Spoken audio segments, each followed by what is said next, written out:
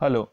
आज की वीडियो में हम करेंगे कुछ technical components of e commerce के बारे में। तो इनको आप कंपोनेंट्स भी कह सकते हैं या बीच में हमने कुछ ऐसी टेक्निकल टर्म्स भी हमने यूज़ की हैं कि मतलब उनके बारे में हमें पता होना चाहिए कि क्या क्या कंपोनेंट्स हैं या क्या क्या चीज़ें इसके अंदर इन्वॉल्व रहती हैं टेक्निकली बेसिस पर। जनरल बेसिस पर तो ई कॉमर्स ट्रांजेक्शन में बहुत कुछ है, बट कुछ टेक्निकल वर्ड्स, टेक्निकल टर्म्स या टेक्निकल कंपोनेंट्स के बारे में आज की वीडियो में आपको बताया जाएगा। तो टेक्निकल कंपोनेंट्स में इसमें सबसे पहले हमारे पास आता है client and PC workstation. Client का मतलब होता है कि जो लोग जो है वो सर्विसेज लेने के लिए जो है वो इंटरनेट पर जुड़े हुए हैं और वो सर्वर को जो है वो अपनी रिक्वेस्ट भेज रहे हैं कि चाहे उनको कोई इन्फॉर्मेशन चाहिए तो वो इन्फॉर्मेशन के लिए या कोई डाटा उनको चाहिए तो उसके लिए जो वो रिक्वेस्ट भेजते हैं। तो क्लाइंट्स या पीसी वर्कस्टेशन जिनको जो है वो इसलिए जुड़े हुए हैं कि उनको इंटरनेट से कुछ इन्फॉर्मेशन चाहिए, उनको हम बोलते हैं क्लाइंट्स और PC workstation. Then second servers. Servers जैसे मैंने बताया कि सर्वर्स जो है वो serves the data and application to number of clients and work station. तो ये आपस में एक दूसरे से रिलेटेड है। तो क्लाइंट जो है वो सर्वर को रिक्वेस्ट भेजता है और सर्वर उस रिक्वेस्ट को प्रोसेस करके जो है वो क्लाइंट के पास भेजता है। ठीक है, तो जिसने वो रिक्वेस्ट भेजी दैट इज क्लाइंट और जिसने उस रिक्वेस्ट को प्रोसेस करके रिजल्ट्स दिए that is known as server. Clear.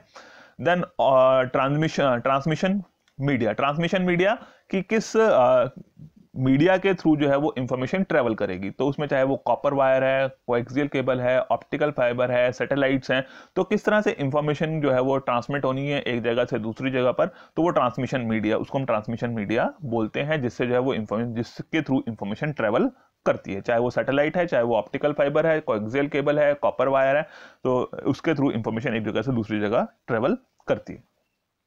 Then internet connection. ये तो सिंपल सी बात है, आपको पता है कि आपके पास कोई internet connection, virtual connection, dial up connection, broadband connection या मोबाइल के थ्रू जो है वो आपका सिस्टम जो है आपके पास इंटरनेट का होना चाहिए।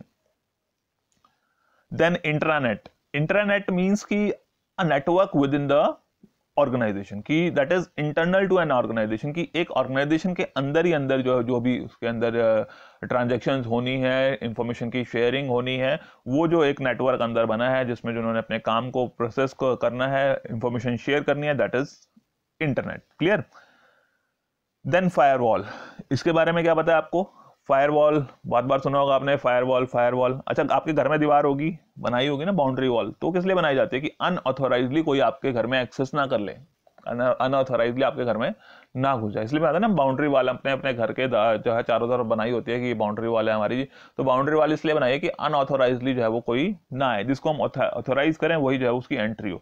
तो फायरवॉल जो है वो एक सिक्योरिटी सिस्टम है यहाँ पर, जो सिक्योरिटी सिस्टम से जो है हम किसी आउटसाइडर को के अनऑथोराइज्ड एक्सेस को रोक सकते हैं। क्लियर।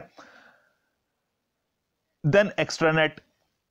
एक्स्ट्रानेट मीन्स की प्राइवेट कंप्यूटिंग नेटवर्क जो किसी ऑर्गेनाइजेशन को वो नेटवर्क प्रोवाइड कर रहा है, दैट इज एक्स्ट्रानेट, कि जिसके थ्रू जो है वो कस्टमर सप्लायर्स एक दूसरे के साथ कनेक्ट हो पा रहे हैं। इंटरनेट तो हो गया ना विद इन ऑर्गेनाइजेशन, बट अगर वो इंटरनेट के थ्रू जो है वो किसी अपने पर्टिकुलर कस्टमर सप्लायर्स के साथ जुड़ रहे हैं, दैट बिकम्स एक्स्ट्रानेट, कि आप अपनी ऑर्गेनाइजेशन के बाहर वाले लोगों के साथ जो है वो जुड़ रहे हैं, चाहे वो आपके कस्टमर्स हैं, सप्लायर्स हैं, तो उसके साथ जो आपकी कनेक्टिविटी है generally it is with the help of internet की हेल्प से होती है, तो उसको हम एक्स्ट्रानेट की कैटेगरी में काउंट करते हैं। Then internet protocols. ये इंटरनेट है यहाँ पे, internet protocols. Internet protocols, protocols का मतलब होता है आपको सेट ऑफ रूल्स। तो सेट ऑफ रूल्स यहाँ पर क्या है कि इंफॉर्मेशन प्रॉपरली शेयर हो सके, प्रॉपर उसका ट्रांसमिशन हो सके, जिस पर्सन को वो इंफॉर्मेशन भेजी जा रही है उसको वो इंफॉर्मेशन मिल सके। अब आपने जो है वो for example physical letter post किया, अब आपने लेटर पोस्ट किया, ए के नाम पे लेटर डिलीवर हो गया बी के नाम पे, तो क्या उसका फायदा होगा? नहीं होगा ना। तो जिसको आप भेजना चाहते थे उसको ही मिले, जो आपने भेजा था वही इंफॉर्मेशन उसको मिलनी चाहिए थी। तो इसी तरह से जो है उसको इंटरनेट के लिए जो है वो कुछ प्रोटोकॉल्स बने हुए हैं, जैसे आपका TCP IP protocol, HTTP, FTP.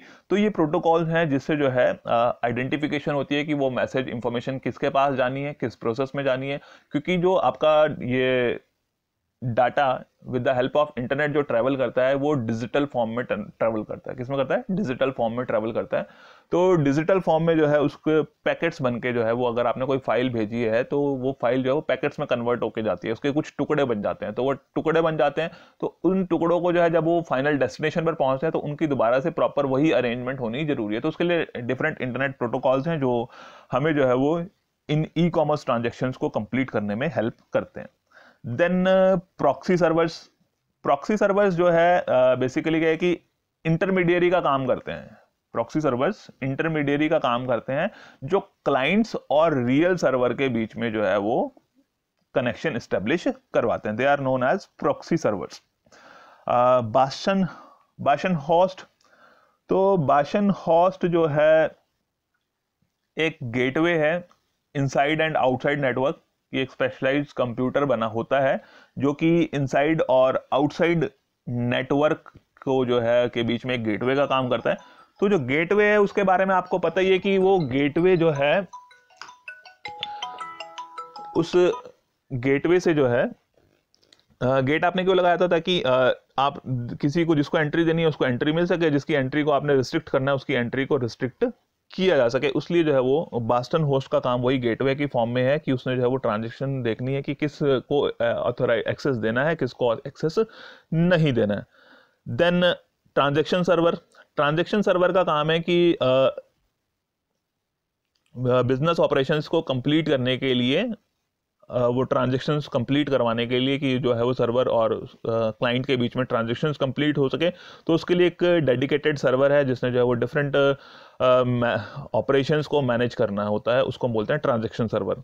और एक होता है डाटाबेस सर्वर्स की, जहां पर जो है वो सारी की सारी इंफॉर्मेशन रिकॉर्ड्स मेंटेन किए जाते हैं ताकि उनको फिर फर्दर एनालाइज किया जा सके, मैनिपुलेशन की जा सके, और जैसे हमें रिपोर्ट्स चाहिए उसके अकॉर्डिंगली उनकी रिपोर्ट्स बनाई जा सके, उनको डिलीवर किया जा सके।